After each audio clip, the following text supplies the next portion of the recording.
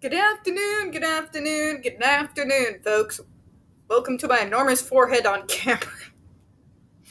Welcome to another episode of Spilly Tea. I'm your host, Tiffany Daniels. We are going back to that horrible world known as the JRC, but before we do, the usual disclaimers. I'm getting ready because after this,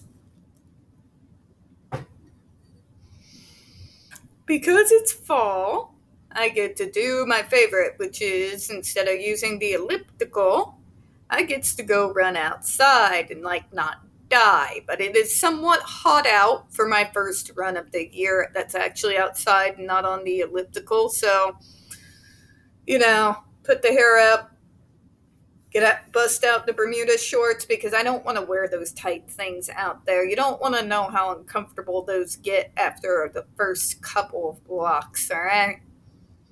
Sensory hell. Sheer sensory hell. Sorry.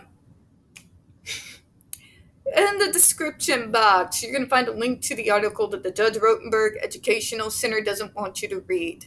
It's written by NeuroClastic, a small non-for-profit started by autistics for autistics, wherein they interviewed and surveyed over 900 ABA professionals in regards to the JRC's so-called behavior modification program. Matter of fact, the JRC doesn't want you to read this article so much. They've threatened NeuroClastic with a defamation lawsuit if they did not remove it from the website. Well, folks, NeuroClastic has refused, so you know the drill. Please read the article and share it on all your social media. Also included in there is NeuroClastic's public statement regards to the defamation lawsuit threat, as well as a link to their GoFundMe. We are crowdfunding in case the JRC actually sees through with their threat.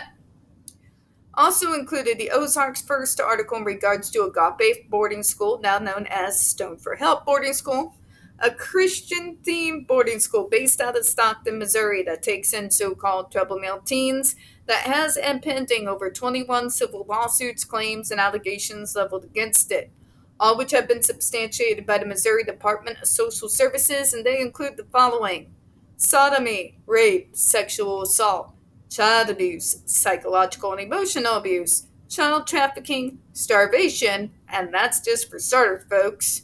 You have one former staff member arrested by the FBI, leg hurts. Ow. Another, a doctor, still on the premises with full access to the boys, up on multiple, again, substantiated claims of sodomy, rape, and sexual assault of the boys there. You have an attorney general too busy chasing after and doing bad photoshops of drag queens and trying and failing to defund public libraries to actually do his job. And you got a governor off his nut. So send help. Read that article. Share it on all your social media.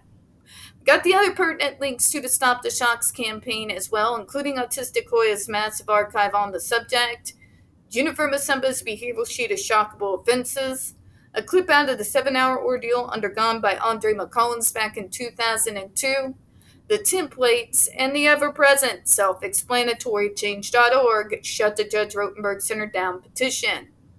When we discuss the JRC, you're going to hear vivid descriptions of and catch clips of surveillance footage of people with disabilities being tortured and abused. If you got young children present, folks, please go ahead and use your headphones, all right? This channel is marked not for kids for a reason. We use profanity on occasion, and we do speak on dark subjects. If your child is 16 and younger and they are watching this, very obviously, parental supervision is very much advised, all right? Alright, so where we left off before, remember, we are reading an article written by Shane Neumeyer, one of the known experts in regards to the Judge Rotenberg Center, as well as a actual disabled lawyer, autistic lawyer. Tell me again how we shouldn't be educated. Just saying. Saying is all. This paper will examine the existing law on the use of aversives on children with disabilities and others placed in public and private, special, or alternative education settings. Part 2 will discuss aversives, how they are used, and the controversy over this use in educational, treatment, and disability rights advocacy communities. Part 3 will discuss existing statutes and regulations on the subject and the lack thereof on both the state and federal level, as well as in Part 4, the paper will examine existing case law on the use of aversives, as well as related and analogous issues that may affect the analysis in future cases. Finally, Part 5 will discuss the protections for both children and peoples with disabilities that are envisioned or provided for in the international human rights law, and discuss to what extent, if any, bear on the use of aversives on American children. I do want to mention, folks, that to this day, currently, that as of right now, there is a UN convention for the protection of people with disabilities. It has existed since 2000, I believe 2008, 2012. Somebody correct me if I don't remember that. But what I do remember, what still is the case, is that there is only 2 countries who have not signed on to that convention. The United States and Iran. Yeah. If that does not tell you how the United States views us disabled citizens, I really don't know what will. Because very obviously, they don't feel like people with disabilities deserve to be protected. Just saying. Saying is all. Eventually, I mean to go through that convention with you all. Remind me, because when it comes to the JRC, I can get kind of scatterbrained. I am kind of, this is my white whale, folks. Everybody knows that. Through discussing these existing measures and frameworks, it will show that the law as it stands is currently inadequate in addressing this issue. That is an understatement, Shane. Understatement. But if you've ever talked to Shane or watched his posts or look at his website, he knows that. Boy, does he know that. However, it will conclude that the renewed public and legal interest in the question of how aversives should be used, if at all, provides reason for hope that the law will soon better protect children in special education settings. I'm going to say point blank. Point blank. Aversives should be banned, point blank, period. Period. There should not exist any type of law whatsoever that should provide any kind of justification for punishing someone for acting within their neurology. Period. I don't care about any arguments that you think you have that justifies the violence, the neglect, the othering of an entire group of human beings, that, to put it point blankly, you can join us at any time. Alright? Eventually, whether through old age, happenstance, an accident, you're going to become one of us. We're seeing a whole lot of individuals who used to be the loudest against us now end up with long COVID, who are now learning the hard way. Maybe perhaps start paying attention now. Quit looking at us as subhuman. Start paying attention. Just saying. The use of restraint and seclusion and aversives in public and private educational settings. Aversive behavioral interventions. Aversives are procedures that seek to enforcement or punishment for partial target student behaviors. Restraint can be defined as an intervention that limits a person's freedom of bodily movement. There are several different types of restraint, namely physical or manual restraint by another human being, mechanical restraint by straps and other devices, and chemical restraint by psychiatric medication. That's what people like Dr. Israel like to drum on ad nauseum. Mr. I live in the 60s and 70s in my head, and so does everybody else. They don't, doctor. They really don't. But let's kind of talk about this here real briefly. My mom, as we all know, has worked in healthcare for over 40 years now. Circa her 80s, early 90s, she was a nurse's aide. She was a part of a section of the old hospital out in Mount Vernon that dealt with some of the folks who were elderly, had dementia, what have you. There was a particular incident in which one of the residents, who was more on the stronger side, got really agitated. And through an 80s TV, I know you Gen Z don't know what those TVs were like, but from someone who does actually remember that time period, these are not the flat screen 5-pound TVs we have nowadays. These were blocks, all right? Depending on the size of said TV, it could be anywhere from 50 to about 100 pounds. And this guy was running to rooms, pulling out TVs and throwing them out of a 5-story window out into the parking lot. Okay? There's a lot of dangerous things that can happen. My mom had to restrain this person, very obviously. Okay? I live in the real world. I can understand and comprehend that there are times when restraint is necessary. That being said, there are situations in which we are restrained when in the same situations our neurotypical peers are not. There are times that we are restrained improperly by those who are not trained to do so, like my mom was. She was properly trained, which has resulted in injury, has caused a physical disability, and death. Okay?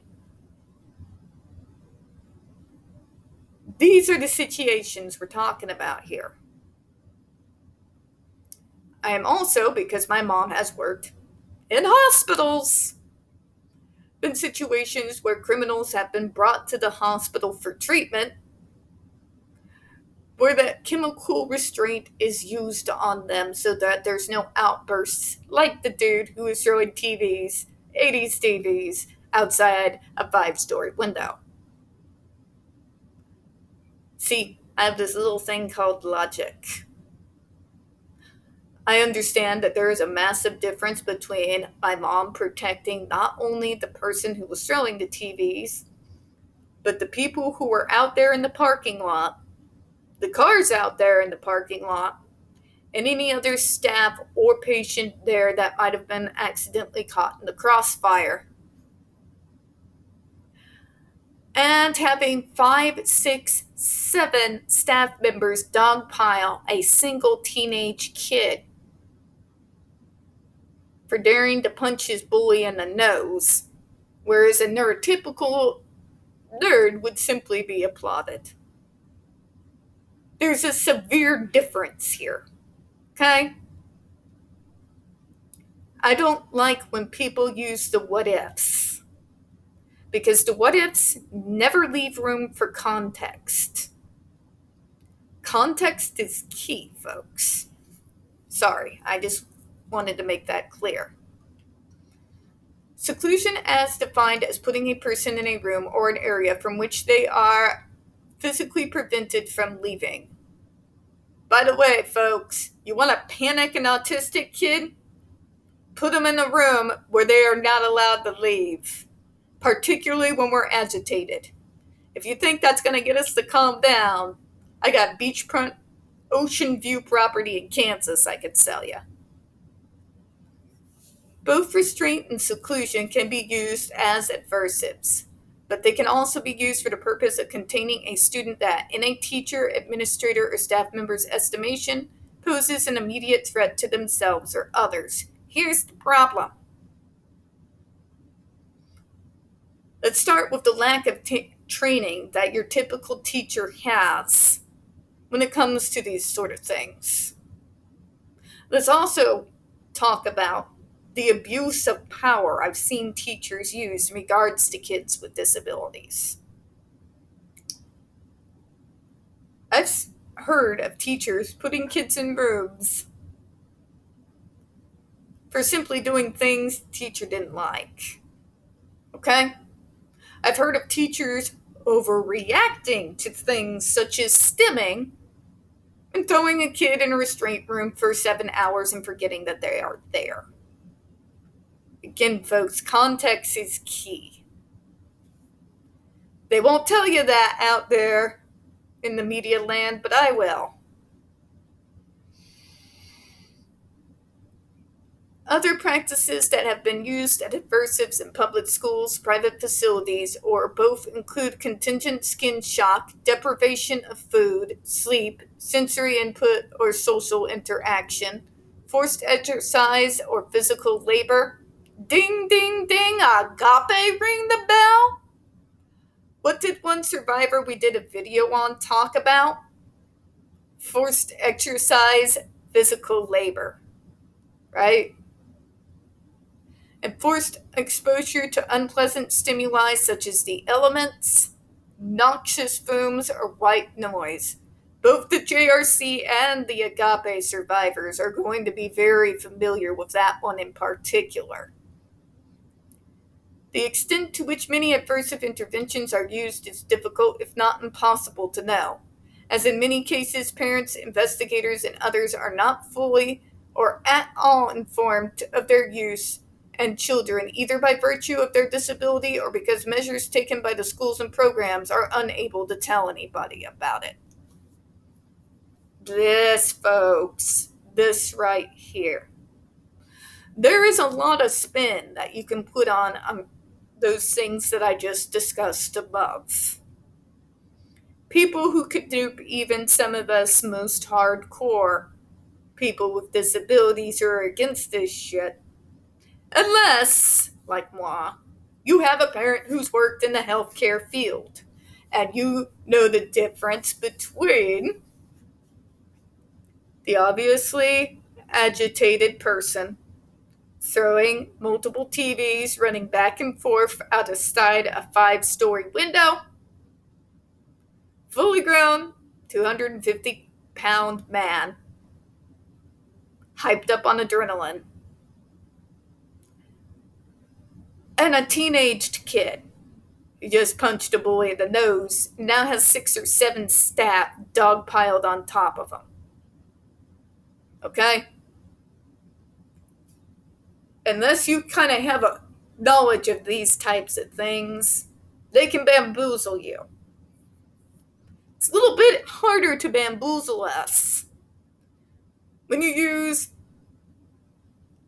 electric skin shock with MPH up to 85, just below the lethal limit. Deprivation of food, sleep, and sensory input, forced exercise and physical labor, and exposure to the elements, noxious fumes, and white noise, folks.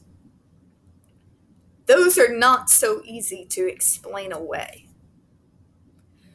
Those are the types of things that even the not all-knowing public will stare at you, wondering what the hell is wrong with you.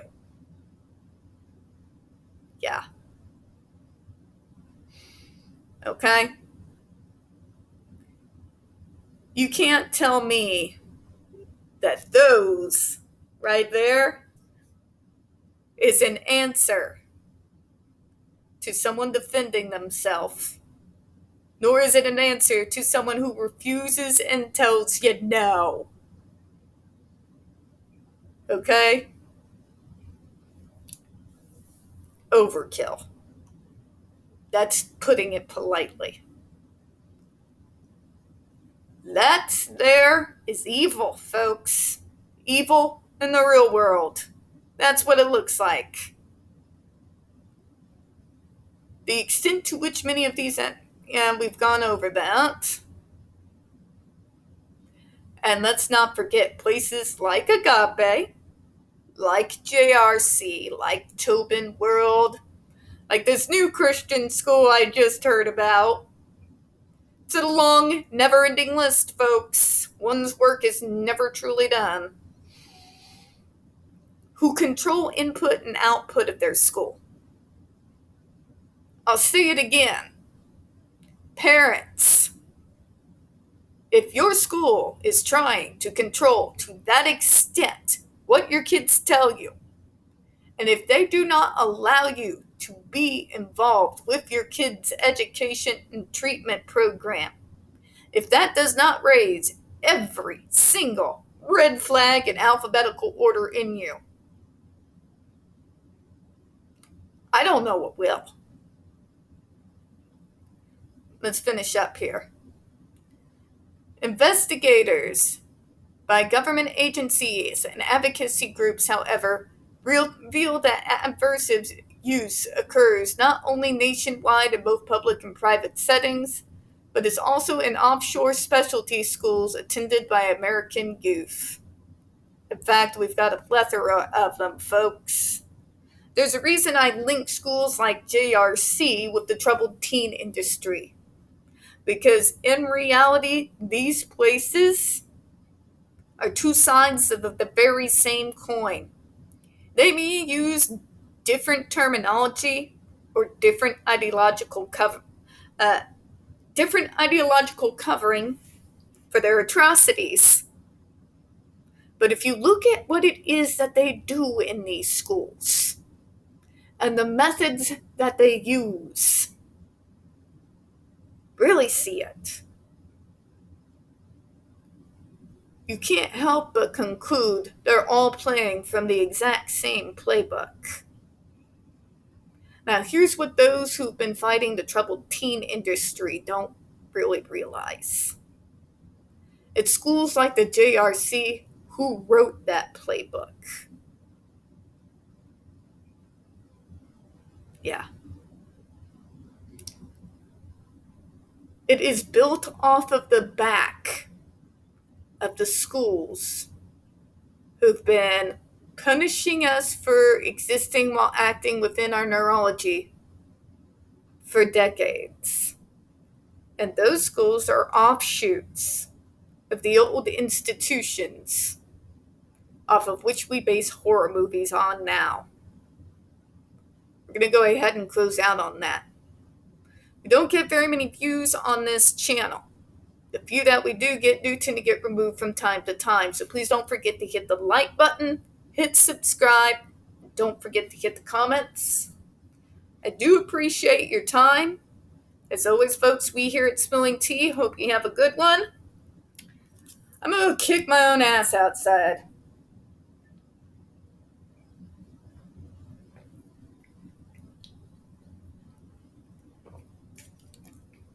Bye-bye, everyone.